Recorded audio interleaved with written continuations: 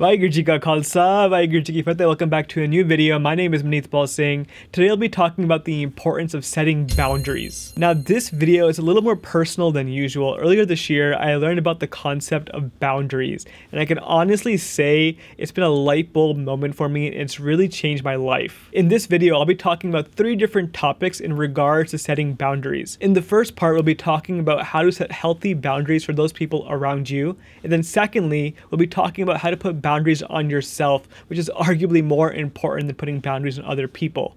And then lastly, we'll be talking about how to enforce boundaries, because if you don't enforce your boundaries, none of this actually matters. So if you're interested in learning how to set healthy boundaries to live a more cheerful and positive life, keep on watching. The first topic I want to talk about is setting healthy boundaries with those people around you. Now, I have a belief that we're all inherently really good people and we want the best for everyone around us. The problem comes up though is when the people around us, in order for them to feel good, we have to do something that we're not okay with. And in the process of them feeling good, we end up hurting ourselves. What usually ends up happening is this turns into an unbalanced relationship. If somebody in your life keeps asking you to do something that you aren't necessarily okay with, but you kind of go along with anyway, they're going to get used to asking you for those things over and over again, and that'll become the new normal. But meanwhile, while this is happening, you're growing resentment. You don't really want to be doing these things, but you keep going along with it, and you no longer are content with this relationship. And when I say relationship, I don't just mean like a partner. I'm talking about your family, your friends, a coworker. It could be anyone. So how do we ensure the people around us and ourselves remain happy in our relationships? And the answer to doing this is setting healthy boundaries with the people around us. It's really easy sometimes just to go along with things even though we aren't okay with them. Let's take, for example, coworkers being late to meetings, or your parents interrupting you during the day while you're working. In the moment, we may be annoyed by this behavior, but we end up just going along with it and not doing anything about it.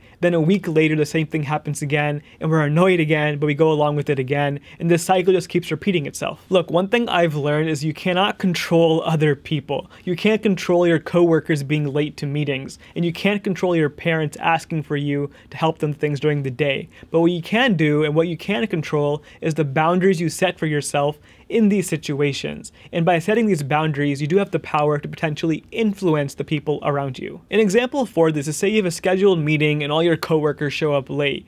What you do have the power to do on your side is start the meeting on time, regardless if people are late or not. Or if you don't have the power to control the start time of the meeting, what you can do instead is make sure you leave the meeting on time, even if other people are staying late because they joined late. It may be really difficult to leave meetings when people are still on the call discussing things, but if it's something that's important to you and the time comes to end the call, you have every right to leave and have that boundary. And over time, your coworkers will learn to respect your boundaries, and that's the only way they're going to learn. And this may actually even influence their own behaviors of joining meetings on time, so they don't run late. Now, when it comes to the example of your parents or your family members disturbing you during the day while you're working, there are a few other ways you can implement boundaries. One thing that I'm trying to do is be more comfortable saying phrases like no, or I will not, or I disagree. Saying these kind of phrases is not easy. I've always been someone that always likes to agree with people and not disagree with people, especially family members or friends. But saying no is an essential skill to learn,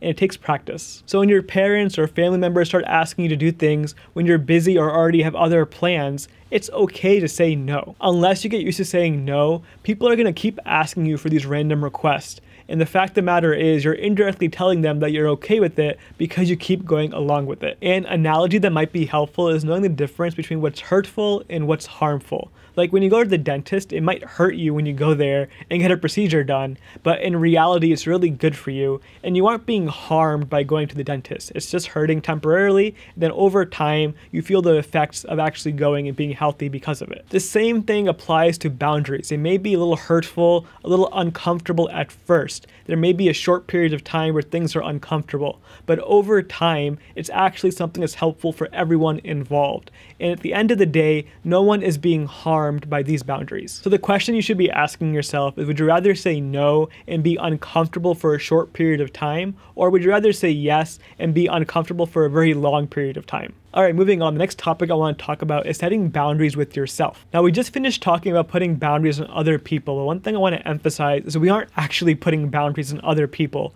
What we're actually doing is putting boundaries for ourselves to follow. A common problem that people have with boundaries is we expect other people to know what they are, to learn them, and to adhere to them. But the reality is the boundaries are ours and they're our responsibility. And one way I've gotten better at setting boundaries for other people is also setting boundaries for myself to follow. We all have those things that annoy ourselves, whether it's eating unhealthy or checking social media too often. There are always things we could be doing better. If you truly want to have healthy boundaries with those around you, you should also try setting healthy boundaries for yourself to follow. Let's take a few examples. I recently had the realization that in the mornings, my mood was heavily influenced by the content I was consuming on my phone. I would wake up first thing in the morning and check Instagram or the news or whatever it might be, and it's 2020, come on, the news right now isn't the best, and my mood would be heavily impacted because of what I read on social media in the morning. So what I've done in response to this is set a boundary for myself, and that's the idea of not checking social media while I'm in the bedroom. This is a boundary that I put on myself that impacts nobody else besides me. Another example of this is from my friend Assis Singh. I recently sat down for an interview with him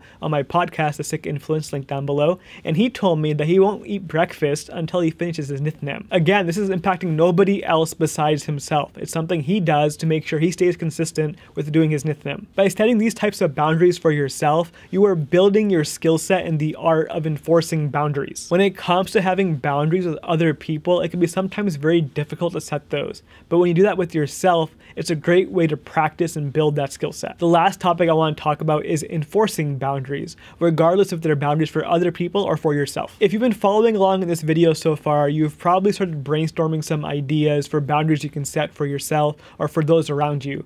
Now, the hard part isn't actually thinking of the boundaries. The hard part is actually executing on them. Trust me when I say that you can spend all the time you want planning and thinking through all the boundaries that you want to set, but when it actually comes time, when you're physically in the situation to follow through with your boundaries, it's a whole different game. I'm not going to lie to you, speaking from experience, when you start the process of setting boundaries, you are not going to be successful at first. There'll be plenty of times where you falter and you realize that you've crossed a boundary. I want to start by saying that this is okay. It's all part of the process, and the fact that you're recognizing that a boundary has been crossed in the first place is a step forward, and you've made progress because of that. With that being said, I do want to talk about a few different tactics for enforcing your boundaries. The first thing I want to say is make sure your boundaries are not a secret. If you're putting boundaries on other people, make sure you communicate that to the people in advance. This is super important. The last thing you want to do is start putting boundaries on people without giving them a heads up. If you have the need for a boundary, you want to communicate that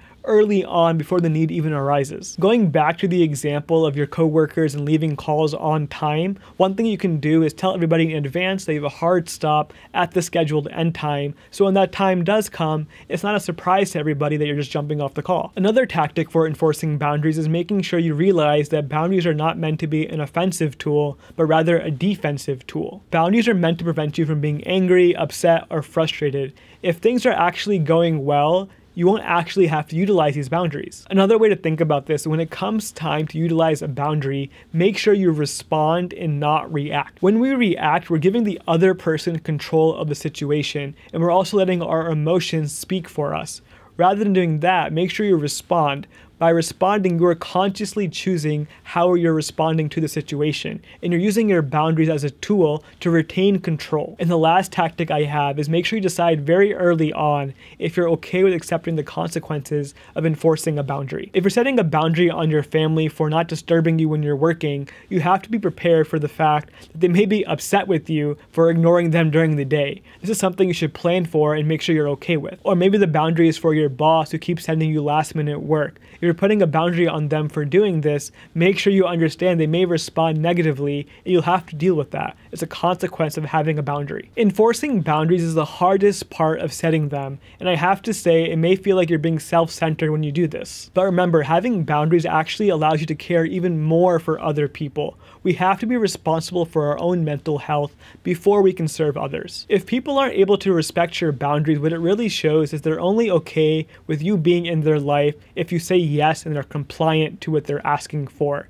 And you don't want that. You want people who will love you and respect you even when you say no. And it really makes you think twice of who you keep in your life. If you enjoyed watching this video, I want to strongly recommend the book Boundaries by Henry Cloud and John Townsend. I will give a warning in that this book is really religious, heavily Christian based, a lot of Bible references, but the knowledge I gained from reading this book was still extremely relevant, and I actually found myself making a lot of cross references to Sikhi while reading this book. I'll leave a link down below for the book. Thank you so much for watching watching this week's video. I really appreciate you watching until the very end. I'll see you guys next time. Vaheguru Ji Ka Khalsa, Vaheguru Ji Ki Fateh.